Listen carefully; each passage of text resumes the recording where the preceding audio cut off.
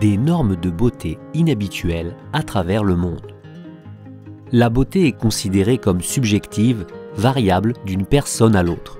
Et bien qu'il existe certaines mesures drastiques mais standards que les gens prennent pour se rapprocher de leur perception de la beauté, ce que nous allons présenter aujourd'hui dans cette vidéo va aller plus loin et au-delà de chacune d'entre elles. Il est vrai que les normes de beauté changent avec le temps puisqu'il y a même eu une période où le port de grosses perruques était considéré comme un trait attrayant. Cependant, avec l'immense diversité des communautés que nous avons dans le monde, les opinions de chacune d'entre elles vont être tout aussi diverses. Dans la vidéo d'aujourd'hui, nous allons couvrir 12 cas qui montrent exactement à quel point la beauté diffère dans le monde. Des dents ciselées au cou allongé, préparez-vous à une vidéo informative et fébrile. Bonjour et bienvenue sur notre chaîne. Avant de commencer, n'oubliez pas de vous abonner à la chaîne si vous êtes nouveau parmi nous et d'activer la cloche de notification afin de ne manquer aucune de nos prochaines vidéos.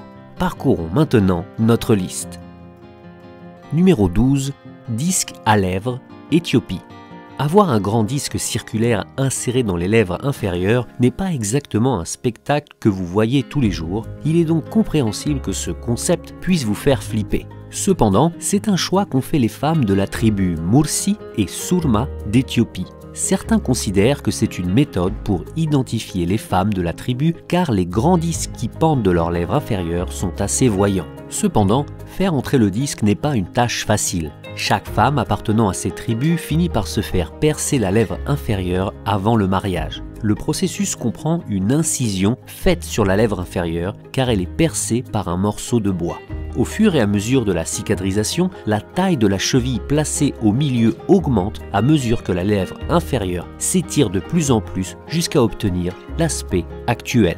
On dit que les plaques de la lèvre inférieure sont une source de fierté pour les femmes de Surma et Mursi.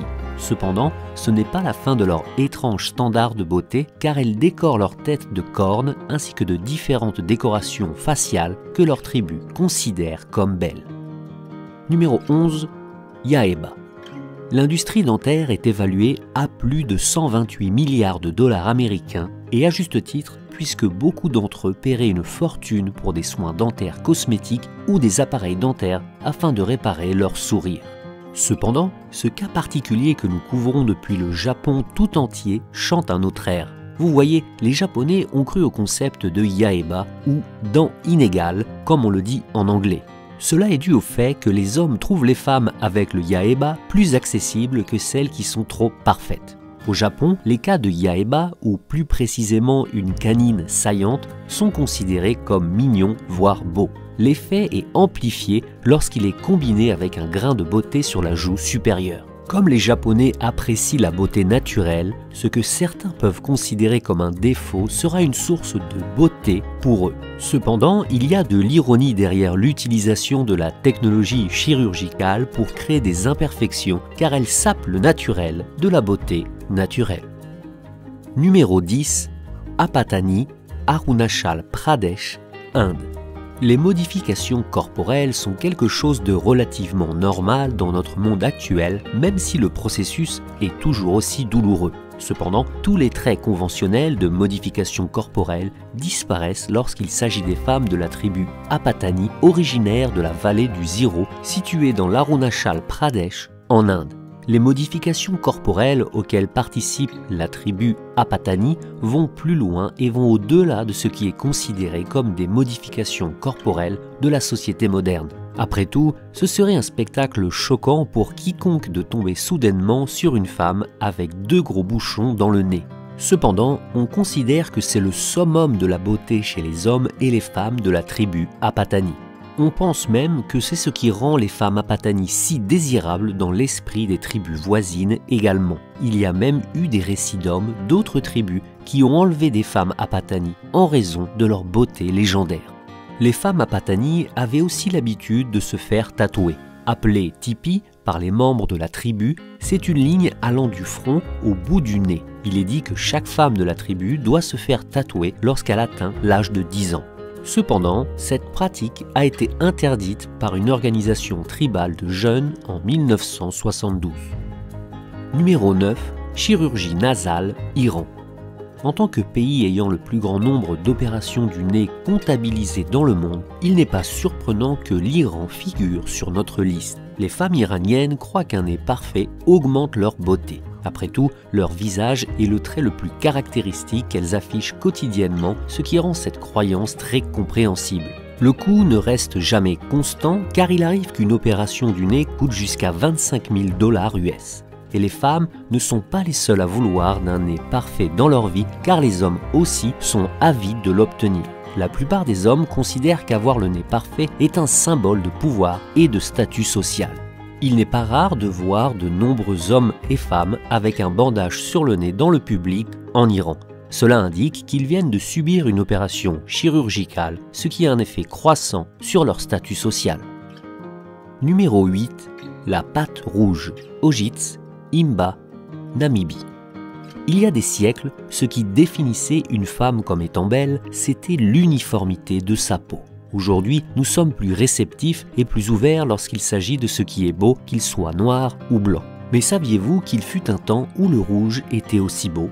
Dans la région tribale de l'Afrique, vous pouvez rencontrer le peuple Imba de Namibie. La croyance la plus étrange qu'ils ont est que ni le noir ni le blanc ne sont des couleurs de beauté. Cependant, ils considèrent que la couleur rouge est exotique et belle.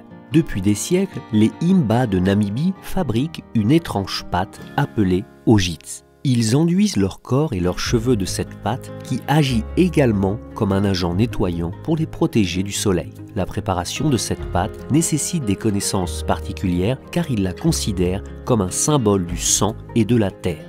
Les femmes qui portent cette pâte sont considérées comme des idoles de beauté par leur tribu. Numéro 7. Bac pour le cou, Myanmar. Maintenant, nous entrons dans un territoire bizarre. Si vous aviez le choix, allongeriez-vous votre cou et ressembleriez-vous à une girafe? La réponse est déjà simple pour certaines personnes au Myanmar et pour des tribus en Thaïlande car ils considèrent que les anneaux au cou rendent les femmes belles. Ces anneaux de cou traditionnels pèsent environ 5 kg car ils sont placés sur les femmes dès l'âge de 2 ans. Les anneaux ne cessent d'être augmentés jusqu'à ce qu'elles atteignent l'âge adulte. À ce moment-là, leur cou se serait étiré pour être vraiment long, ou du moins en aurait eu l'apparence. Même si ces tribus les considèrent comme beaux, ils sont accompagnés de risques réels non négligeables, car une fois placés pendant longtemps, ils doivent être portés en permanence. Après s'être habitués à l'intérieur serré, l'enlèvement des anneaux provoquera l'effondrement des muscles affaiblis du cou, ce qui entraînera la suffocation et la mort.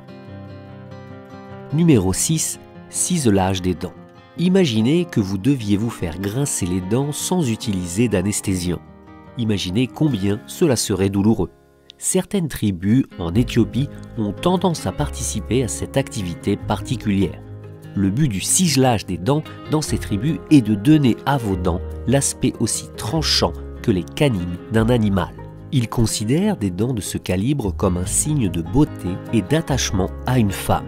Cependant, dans certaines cultures de Bali, les jeunes enfants devaient obligatoirement faire limer leurs canines car ils croyaient que cela représentait la colère et la jalousie. Chez les Mentawai d'Indonésie, le ciselage des dents n'est pas une simple procédure cosmétique car il est considéré comme hautement spirituel.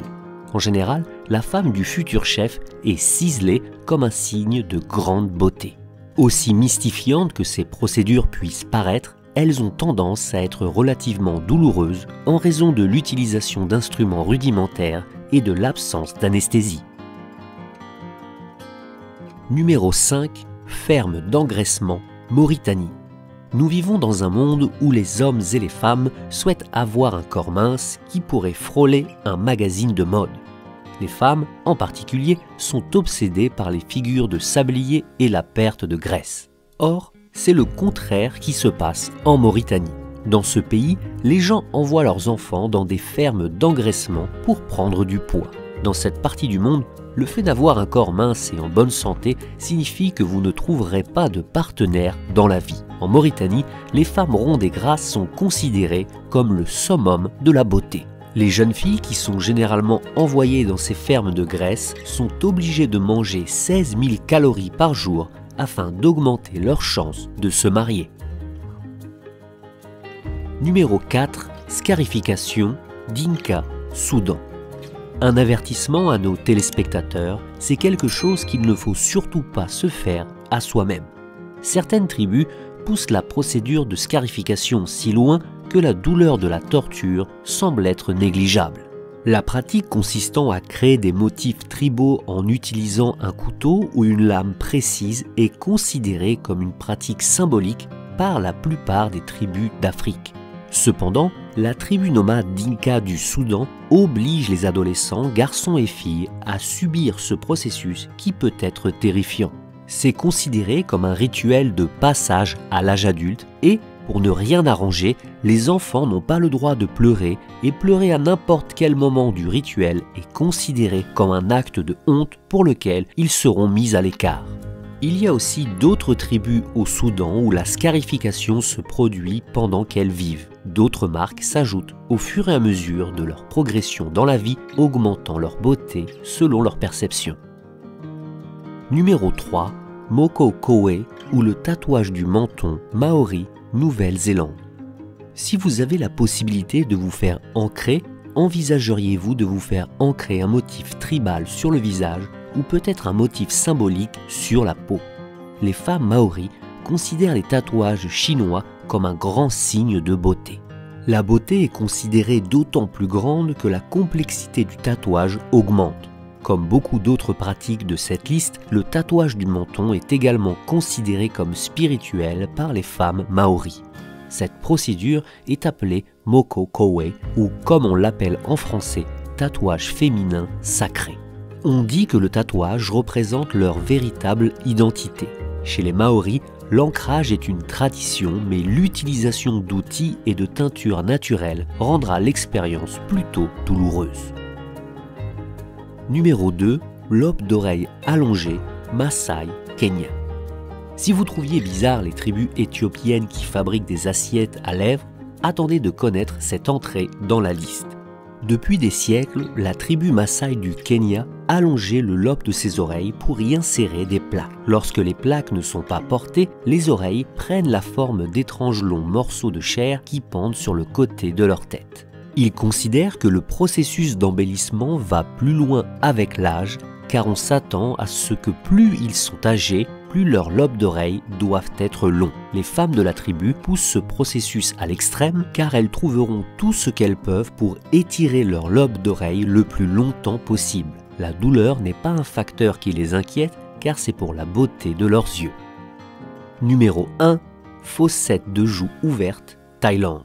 Se percer la joue peut sembler la chose la plus étrange que l'on puisse faire pour la beauté, mais pas pour certaines femmes de Thaïlande. Après tout, toute cette liste est composée de personnes du monde entier qui considèrent l'étrange comme une beauté. L'ouverture des fossettes des joues était autrefois pratiquée à l'extrême en Thaïlande. Cependant, plus tard, ce phénomène a pris une ampleur considérable dans le monde entier car plusieurs personnes occidentales ont même participé à cette pratique. On considère qu'il s'agit d'une tendance qui chasse les mauvais esprits en Thaïlande car ils organisent littéralement des festivals de piercing.